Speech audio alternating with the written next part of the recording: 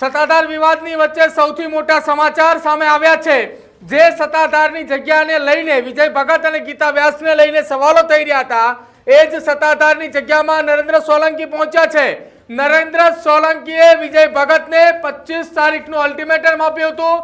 ભક્તોની સાથે નરેન્દ્ર સોલંકીએ આપાગીગાની જગ્યા સત્તાધાર ખાતે પહોંચ્યા અને આપાગીગાની જગ્યાના દર્શન પણ કર્યા। સત્તાધારનો વિવાદ જે સતત વકરી રહ્યો હતો, એ વિવાદની વચ્ચે નરેન્દ્ર સોલંકી ત્યાં પહોંચી ચૂક્યા છે અને નરેન્દ્ર સોલંકી જ્યારે સત્તાધારની જગ્યામાં પહોંચ્યા ત્યારે એ જગ્યા ઉપર સત્તાધારના જે આખાયા મામલે મોટાભાઈ સંવટ જે છે કે જે આપાગીગાની છઠ્ઠી પેઢીએ હોવાની વાત કરી રહ્યા છે, તેઓ પણ ત્યાં ઉપસ્થિત હતા અને સાથે સાથે વિજય ભગતની સાથે આખાયા મામલે ચર્ચા વિચારણા થઈ।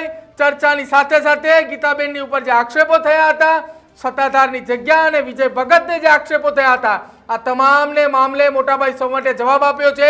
આપ જોઈ રહ્યા છો દ્રશ્યોની અંદર, આ સત્તાધારની જગ્યા છે અને એ જ સત્તાધારની જગ્યામાં અત્યારે નરેન્દ્ર સોલંકી પહોંચી ચૂક્યા છે। નરેન્દ્ર સોલંકીએ 25 તારીખનું અલ્ટિમેટમ આપવામાં આવ્યું હતું અને એ જ અલ્ટિમેટમને ભાગરૂપે સત્તાધાર નરેન્દ્ર સોલંકી પહોંચી ચૂક્યા છે। તમામે જવાબો લેવા માટે નરેન્દ્ર સોલંકી ત્યાં પહોંચ્યા છે। આપ જો મોટી સંખ્યામાં તેમની સાથે તેમના ભક્તો પણ છે। આપાગીગાની સમાધિ, જીવરાજ ભગતની જે સમાધિ છે, એ તમામ જગ્યાએ તેમને દર્શન કર્યા બાદ વિજય ભગત સાથેની મુલાકાત થઈ હોવાની વાત જે છે તે તેમના દ્વારા કરવામાં આવી હોવાની વાત જે છે તે અત્યારે ચર્ચાઈ રહી છે।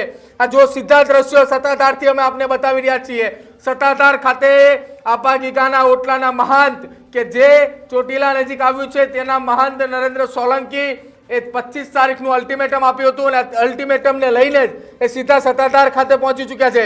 ભાવિક સુત્રા જોડાય છે મારી સાથે। ભાવિક, સત્તાધાર ખાતે નરેન્દ્ર સોલંકી સીધા પહોંચી ચૂક્યા છે। 25 તારીખનું અલ્ટિમેટમ આપવામાં આવ્યું હતું 2 દિવસ પહેલા પત્રકાર પરિષદ કરીને। અલ્ટિમેટમને લઈને સીધા જ નરેન્દ્ર સોલંકી અત્યારે સત્તાધાર ખાતે પહોંચ્યા છે અને વિજય ભગત સાથે મુલાકાત કરી હોવાના સમાચાર પણ મળી રહ્યા છે। ભાવિક, પ્રદીપ, ચોક્કસથી જ છેલ્લા ઘણા સમયથી સત્તાધારનો વિવાદ જે છે તે ચરમસીમાએ પહોંચ્યો હતો ને તેમાં હવે નરેન્દ્ર બાપુની એન્ટ્રી થઈ છે। લગભગ 15-20 દિવસથી નરેન્દ્ર બાપુ સોલંકીની જે પહેલી પત્રકાર પરિષદ હતી, તે પહેલી પત્રકાર પરિષદની અંદર જે ખુલ્લી ચેલેન્જ કરી અને પડકાર ફેંકવામાં આવ્યો હતો કે જગ્યા તમારી, સમય તમારો, પુરાવા અમારા અને પુરાવા બીજા તમારા, બેસીને ચર્ચાઓ કરીએ। કારણ કે આ જે પરંપરા છે પુરાવા આમને સામને ચર્ચાની, એ જૂની આવી રહી છે અને પેલા પર એકવાર જે સત્તાધારની અંદર વિવાદ થયો હતો તે વિવાદમાં પણ આ જ રીતે થયો હતો ને બીજી વખત સતત સત્તાધારની જગ્યા છે તે વિવાદમાં આવી છે। ભક્તો પણ અત્યારે કન્ફ્યુઝનમાં છે કે હવે અમે ત્યાં દર્શન કરવા જઈએ કે ન જઈએ। પરંતુ અત્યારે જે આ જગ્યા છે, સતનો આધાર સત્તાધારની જે જગ્યા કહીએ છીએ આપણે, એ જગ્યામાં જે વિજય ભગત છે તેની સાથે બેઠક અને ચર્ચા કરવા માટે થઈ અને નરેન્દ્ર બાપુ સોલંકી આપાગીગાના ઓટલાના મહંત છે તે ત્યાં પહોંચ્યા હોવાનું સામે આવ્યું છે। જે દ્રશ્ય આપણે દેખાડી રહ્યા છે, કારણ કે આ મુદ્દે પણ આપણે સતત બોલી રહ્યા છે, કારણ કે જ્યાં સત્ય છે સત્યની જડ સુધી પહોંચવાના ન્યૂઝ રૂમ ગુજરાત છે તે પ્રયત્ન કરી રહ્યા છે। કારણ કે જે સત્યો સામે આવી રહ્યા છે, કારણ કે જે ગીતા વ્યાસ છે, ગીતા વ્યાસને લઈને પણ હજી સુધી કોઈ ખુલાસા નથી કરવામાં આવ્યા। ન તો એ વિજય ભગત બોલ્યા છે, ન તો એ ગીતા વ્યાસ છે તે ખુલીને બહાર આવીને બોલી છે।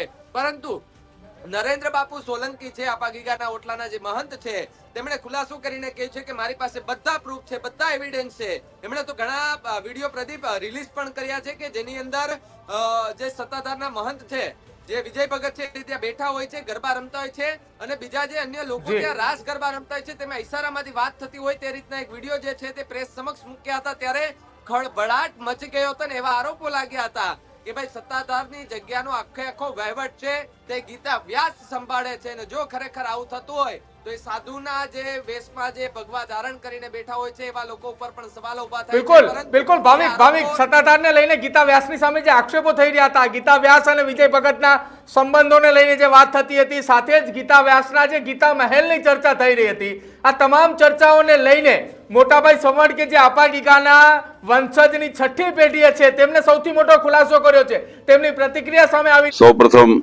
સૌને જય આપાગીગા। હમણાં કેટલાક સમયથી સત્તાધાર બાબતમાં જે વિવાદ, બિનજરૂરી વિવાદ ઉભો કરવામાં આવ્યો છે, આ વિવાદ કોઈ કાળે સાખી ન લેવાય। પૂજ્ય વિજય બાપુ સત્તાધારમાં આવ્યા 2004માં, ત્યાર પછી આ જગ્યાનો ઉત્તરોત્તર વિકાસ થયો છે. એમણે જ્યારે ગાદી સંભાળી ત્યાર પછી આપ સૌ જોઈ શકો છો કે બિલેશ્વર મહાદેવ મંદિર, ગૌશાળાઓ, નવા રસોડા સહિતના અનેક વિકાસ કાર્યો થઈ રહ્યા છે. ત્યારે આ વિકાસ કામને કેટલાક લોકો જોઈ શકતા નથી અને એટલા માટે એમનો પોતાનો ઈગો પ્રસ્થાપિત કરવા માટેના પ્રયાસો જે કરવામાં આવે છે એ પ્રયાસો વખોડવાના પાત્ર છે. અને હંમેશા સત્ય જ હંમેશા ઊભું રહેતું હોય છે.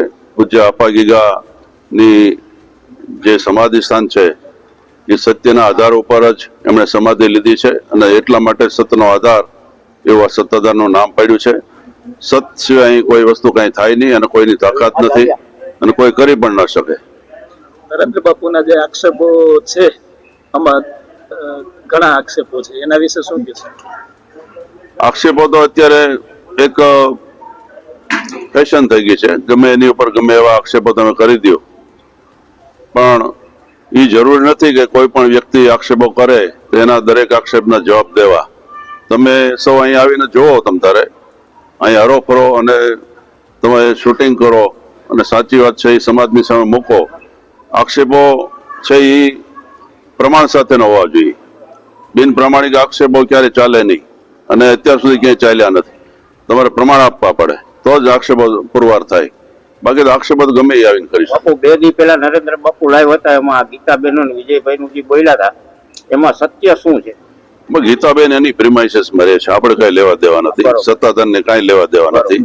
એમના પતિ જે હતા બટુકભાઈ તારપરા, એમની સાથે ત્યાં રહેતા અને બટુકભાઈ તારપરા જે બંગલો બનાવ્યો છે એવું એને 2 દિવસ પહેલા પોતે પ્રસ્થાપિત કરી દીધું છે.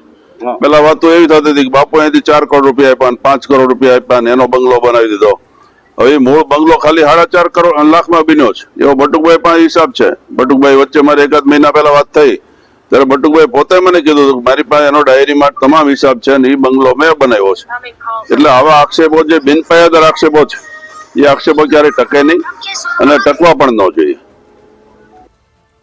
બિલકુલ, તો આખા આ મામલે ગીતા વ્યાસ ઉપર જે આક્ષેપો થઈ રહ્યા હતા તેને લઈને જવાબ આપી દીધા છે. હવે એ જવાબની રાહ જોવાઈ રહી છે કે ક્યારે આખા આ મામલે મોટાભાઈ સોમટે ખૂબ ગંભીર આક્ષેપો ભાવિક લગાવ્યા છે. હવે આ મામલે નરેન્દ્ર સોલંકીની પ્રતિક્રિયા સામે આવે એની રાહ જોવાઈ રહી છે. હજુ પણ નરેન્દ્ર સોલંકી અને સાથે જ વિજય ભગત અને મોટાભાઈ સોમટ તમામ લોકોએ સત્તાધારની જગ્યાની અંદર અત્યારે હાલ ચર્ચા કરી રહ્યા છે. આ દ્રશ્યો સીધા ત્યાંથી અત્યારે આપણી સમક્ષ આવી રહ્યા છે. ભાવિક, અત્યારે ચર્ચાઓ ચાલી રહી છે. ચર્ચાઓની અંદર શું કઈ નિકાલ આવશે ખરા આખી ઘટના મામલે? અલ્ટિમેટમ આપ્યું હતું આજની તારીખનું, નરેન્દ્ર સોલંકી ત્યાં પહોંચી ચૂક્યા છે. ચોક્કસથી પ્રદીપ, ઘણા લાંબા સમયથી આ વિવાદ ચાલી રહ્યો હતો ને જે લગભગ 5-7 દિવસથી નરેન્દ્ર બાપુ સોલંકીએ જે કહ્યું હતું અને ચેલેન્જ મારી હતી કે હું તો ભાઈ જવાનો છું સત્તાધારની જગ્યામાં, કારણ કે ત્યાં સાક્ષાત ભગવાન બિરાજમાન છે. હું તો દર્શન કરવા જવાનું છે. આપા ગીગાની જગ્યા છે, હું દર્શન કરવા જવાનું, સતનો આધાર કહેવાય છે એ જગ્યાએ દર્શન કરવા જવાનો છું. પરંતુ એ દર્શનના બહાને શું બેઠક યોજી છે કે એવા સમાચારો અત્યારે નથી સામે આવ્યા. પરંતુ તે નરેન્દ્ર બાપુ સોલંકી જે 5 દિવસથી સતત લગાતાર આમના ઉપર કટાક્ષ આરોપ લગાડી રહ્યા હતા, તે ત્યાં પહોંચતાની સાથે જ એ આખો માહોલ છે ગરમાયો હતો અને થોડી બોલાચાલી પણ થઈ હોવાના દ્રશ્ય સામે આવ્યા હતા. કારણ કે નરેન્દ્ર બાપુ સોલંકીએ ઘણા બધા આરોપો લગાવ્યા છે અને પુરાવા સાથે મીડિયા સમક્ષ આવ્યા હતા.